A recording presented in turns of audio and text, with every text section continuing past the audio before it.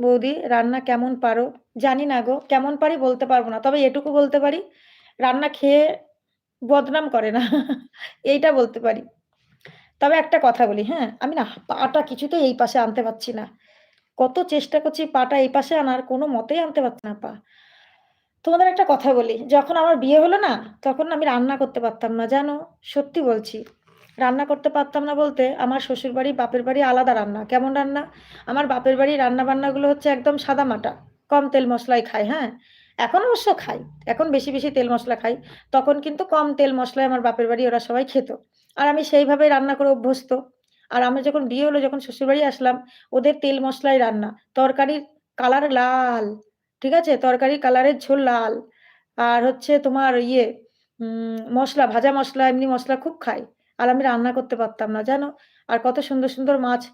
বৌদি তোমার দাঁত দাঁত ফোকলা? হ্যাঁ গো, আমার দাঁত ফোকলা। হুম, আমার দাঁত ফোকলা।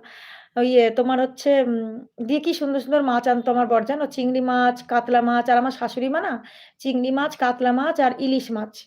এই মাছ ছাড়া খেত না। ঠিক আছে? আর আমার বর কি করত? ওই মাছগুলোই নিয়ে আসতো। আর আমি ভালো, ভালো মাছ তো নিয়ে আসতো তো আর আমি রান্না করতে পারতাম না। কেমন, কেমন রান্না করতাম। আর আমার শাশুড়ি মা খেতে পারত না। একটু রাগ, রাগ মুখ করে থাকতো। কিন্তু আমার বর খেয়ে নিত। ও কোনো রকমভাবে কোনো কিছু ইয়ে করত না, দ্বিধাবোধ করত না। যেমন রান্না করতাম খেয়ে নিত। দিয়ে তারপরে এখন আস্তে, আস্তে শিখে গেছি।